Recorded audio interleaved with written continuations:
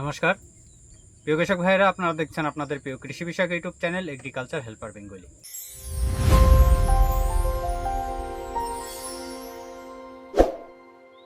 প্রিয় কৃষক ভাইয়েরা, আজ আমরা এই ভিডিওতে যে বিষয়টি নিয়ে আলোচনা করব সেটি হচ্ছে কিন্তু খুবই গুরুত্বপূর্ণ। এই যে বেশ কয়েকদিন ধরে এক নাগাড়ে বৃষ্টি হচ্ছে, প্রতিনিয়ত বৃষ্টি হয়েই চলেছে। আগামী আরও মোটামুটি 2-4 দিন বৃষ্টি হওয়ার কথাও আছে। তো এই যে বৃষ্টি হচ্ছে আর আমাদের এই যে প্রতিটি ফসলে যে সমস্যাগুলো আমরা আগামীতে দেখতে চলেছি, সেই বিষয়ে আগাম আমরা এই ভিডিওটি তৈরি করছি। তো আপনারা একটা বিষয় লক্ষ্য করবেন, সেটা হচ্ছে এই যে এখন বৃষ্টি হচ্ছে, এখন আপনারা আপনাদের যে ফসল, যে গাছ আপনারা আপনাদের জমিতে বসিয়েছেন, দেখবেন সেগুলো সবই সতেজ আছে। দেখে মনে হচ্ছে একদম সুস্থ, স্বাভাবিক, এবং গাছের কত সুন্দর কালার। আপনারা ধান থেকে শুরু করে সবজি, যে কোনো ফসল। কিন্তু যেই বৃষ্টিটা থেমে যাবে এবং বৃষ্টি থামার পরবর্তী সময় দেখবেন গাছ ঝিমিয়ে পড়েছে, গাছের পাতা হলুদ হয়ে গেছে, গাছের পাতা লাল হয়ে গেছে। এই যে বিভিন্ন ধরনের সমস্যা কিন্তু আপনারা দেখতে পাবেন। এবার যখন এই যে গাছের পাতা হলুদ হয়ে যাবে, লাল হয়ে যাবে, অনেকেই কি করে, সেই সময় জমিতে কিছুটা পরিমাণে ইউরিয়া সার দিয়ে দেয়। তাহলে এটা কি ঠিক নাকি ভুল? আজ আমরা এই ভিডিওতে A to Z আলোচনা করব। এই যে বৃষ্টির পরবর্তী সময় আমাদের কি করা প্রয়োজন, আর এই যে এখন আমরা আমাদের গাছগুলোকে ভালো দেখতে পাচ্ছি, বৃষ্টির পরবর্তীতে আমাদের গাছ এইরকম কেন হয়, গাছের পাতা হলুদ কেন হচ্ছে, লাল কেন হচ্ছে, গাছ ঝিমিয়ে কেন পড়ছে, এই বিষয়গুলো আমাদের একদম বৈজ্ঞানিক ভিত্তিতে জানার চেষ্টা করব। দেখুন, এই যে বৃষ্টি হচ্ছে, বৃষ্টি হলে কি হয়, যেহেতু আমাদের জমিতে কি হচ্ছে, জল দাঁড়িয়ে পড়ছে। জমিতে জল দাঁড়ানোর ফলে আপনারা যে কোনো ফসলে, আমি আবারও বলছি, যে কোনো ফসলেই আপনারা ধান থেকে শুরু করে সবজি, যে কোনো ফসলেই আপনারা এই সেম লক্ষণ দেখতে পাবেন। এই যে জমিতে যে জল দাঁড়িয়ে পড়লো, তার মানে কি, মাটির মধ্যে যে ফাঁকা অংশটা আছে, অর্থাৎ যেখানে মাটির মধ্যে অক্সিজেন থাকে, গাছ যেখান থেকে অক্সিজেনটা নেয় সেটা আর নিতে পারে না। এবার গাছ যখন অক্সিজেন নিতে পারে না, হয়তো বৃষ্টির কদিন আপনি দেখছেন যে আপনার গাছগুলো সুস্থ আছে, কিন্তু ভিতর থেকে সে গাছের শিকড়ে সে অক্সিজেন নিতে পারছে না। এরপরে যখনই আপনার জমির থেকে জলটা শুকিয়ে গেল, বা আপনি জল বের করে দিলেন, এবং বৃষ্টির পরবর্তী সময় কি হবে, ওই যে শিকড়, যেহেতু সে বেশ কদিন যাবৎ অক্সিজেন গাছ নিতে পারেনি, যার ফলে ওই শিকড়গুলো দুর্বল হয়ে পড়েছে। এবং এই বৃষ্টির সময় কি হয়, মাটির মধ্যে বিভিন্ন ধরনের ছত্রাক, ব্যাকটেরিয়া, এদের যে বৃদ্ধি, এগুলো আরও বেশি পরিমাণে হয়, যার ফলে এরা ওই দুর্বল শিকড়ে গিয়ে আক্রমণ করে। আমরা বিভিন্ন ধরনের ছত্রাক, যেগুলো আমাদের শিকড় পচার মতো সমস্যার কারণ হয়ে দাঁড়ায়,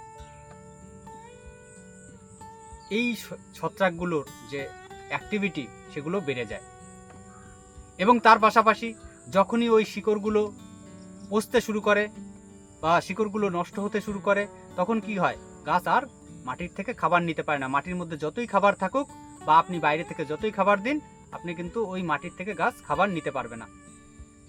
আর যেহেতু এক নাগাড়ে বৃষ্টি হচ্ছে এবং জমিতে আপনার জল দাঁড়িয়ে পড়েছে, সেই কারণে মাটির মধ্যে বিভিন্ন ধরনের গ্যাস তৈরি হয়। মিথেন গ্যাস, অ্যামাইনো গ্যাস, জৈব গ্যাস, বিভিন্ন ধরনের গ্যাস। এই গ্যাসগুলো আপনার ওই শিকড় পচতে বা শিকড় পচার একটা কারণ কিন্তু বলা যেতে পারে। তাহলে আমাদের মূল সমস্যাটা কোথায়? আমাদের মূল সমস্যার যেটা হচ্ছে, সেটা হচ্ছে আমাদের গাছের শিকড়।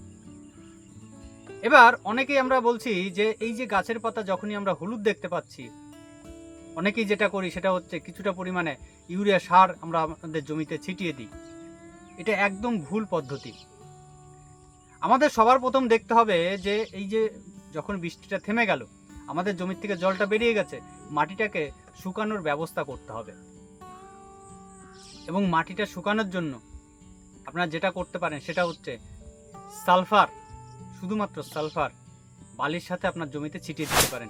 এতে কি হয়, মাটির যে আর্দ্র ভাব সেটা কাটাতে সাহায্য করে এবং তার পাশাপাশি সালফার বিভিন্ন ধরনের ছত্রাকের হাত থেকে বা ছত্রাককে কিন্তু মারতে পারে। তাই আমরা সালফারটা দিতে পারি। এর পাশাপাশি আমাদের প্রধান যেটা কাজ হবে সেটা হচ্ছে আমাদের শিকড় সবার প্রথম পর্যবেক্ষণ করতে হবে। যদি দেখেন আপনার গাছের শিকড় ভালো আছে, সাদা আছে, নতুন করে শিকড় ছাড়ছে, তাহলে বুঝবেন আপনার গাছের শিকড় ঠিক আছে, আপনার গাছ পরবর্তীতে রিকভারি করে নেবে। যদি দেখেন হালকা ফ্যাকাশে হয়ে গেছে, তাহলে তার জন্য ব্যবস্থা নিতে হবে। যদি দেখেন কালো হয়ে গেছে, তার জন্য ব্যবস্থা নিতে হবে। এবং যদি দেখেন শিকড় সব পচে গেছে, তাহলে আর কিছু উপায় কিন্তু আপনার কাছে নেই।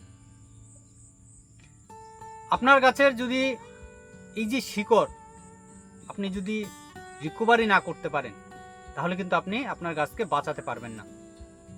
তাহলে শিকড়কে রিকভারি কিভাবে করব? আমরা একদম প্রথম অবস্থায় যেটা করব সেটা হচ্ছে, আমরা যদি সবজি ফসল করে থাকি সেক্ষেত্রে আমরা ড্রেঞ্চিং করতে পারি। হিউমিক অ্যাসিড এবং সঙ্গে আমরা যেটা নেব থায়োফেনাইট মিথাইল টেকনিক্যাল, বাজারে রোকো নামে পাওয়া যায়, এছাড়া বিভিন্ন কোম্পানি আপনারা বিভিন্ন নামে পেতে পারেন। টেকনিক্যাল হচ্ছে থায়োফেনাইট মিথাইল। এর সাথে আপনারা হয় ভ্যালিডামাইসিন না কাসুগামাইসিন মেশাবেন এবং হিউমিক অ্যাসিড যেটা বাজারে লিকুইড ফর্মে পাওয়া যায়, আপনারা ক্রিস্টাল আকারেও পাবেন।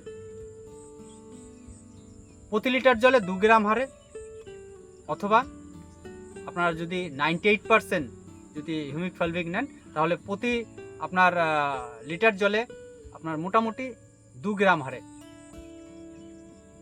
আপনারা মিশিয়ে ড্রেঞ্চিং করবেন। আর যদি আমরা ধানের কথায় আসি, তাহলে আপনারা এই যে বর্ষা থেমে যাওয়ার পর আপনারা যেটা করবেন সেটা হচ্ছে, অবশ্যই এখানে তো আমাদের গাছের গোড়ায় ড্রেঞ্চিং করার মতো পরিস্থিতি থাকে না, তো সেক্ষেত্রে আমরা যেটা করতে পারি, আমরা উপর থেকে একটা হিউমিক অ্যাসিডের স্প্রে এবং কিছুটা পরিমাণে হিউমিক অ্যাসিড আমরা কিছুটা বালির সাথে হোক আমরা ছিটিয়ে আমাদের ধানের জমিতে দিয়ে দিতে পারি। এতে কি হবে, আমাদের গাছের নতুন করে শিকড় ছাড়বে, শিকড়ের বৃদ্ধি হবে। এর পাশাপাশি আমরা ওই যে গাছের যে শিকড় পচার সমস্যা তাকে কিন্তু রোধ করতে পারবো। তাহলে এই দুটো কন্ট্রোল আমাদের সবার প্রথম করতে হবে। এবার যখন গাছ শিকড় ছাড়তে শুরু করবে, তখন আমাদের দিতে হবে খাবার ব্যবস্থা। এবং সেই খাবার ব্যবস্থার মধ্যে কি থাকবে? সেই খাবার ব্যবস্থার মধ্যে আমাদের যেটা থাকবে সেটা হচ্ছে এনপিকে, 3টি ফর্মেই থাকবে, তবে ব্যালেন্স আকারে, কখনোই নাইট্রোজেন বেশি নয়, ব্যালেন্স আকারে থাকবে। এর পাশাপাশি আমাদের যেটা দিতে হবে সেটা হচ্ছে জিঙ্ক, সেটা হচ্ছে সালফার, এগুলো আমাদের দিতে হবে। এগুলো আমাদের গাছকে রিকভারি করতে সাহায্য করবে। তাহলে এই যে বিষয়গুলো, এগুলো কিন্তু আমাদের অবশ্যই জানা প্রয়োজন আছে, যারা আমরা চাষবাসের সাথে যুক্ত আছি বা কৃষিকাজের সাথে যুক্ত আছি। তো প্রিয় কৃষক ভাইয়েরা, আশা করি এই ছোট্ট ভিডিও থেকে আপনাদের কিছুটা হলেও উপকার আসবে।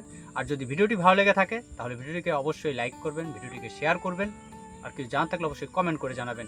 আর যদি আমার ইউটিউব চ্যানেল থেকে ভিডিওটি আপনারা দেখে থাকেন তাহলে চ্যানেলটিকে অবশ্যই সাবস্ক্রাইব করে রাখবেন। আর যদি আমার ফেসবুক পেজ থেকে আপনারা ভিডিওটি দেখেন তাহলে ফেসবুক পেজটিকে ফলো করে রাখবেন। তাহলে আজ এই পর্যন্ত, দেখা হবে পরবর্তী ভিডিওতে। নমস্কার।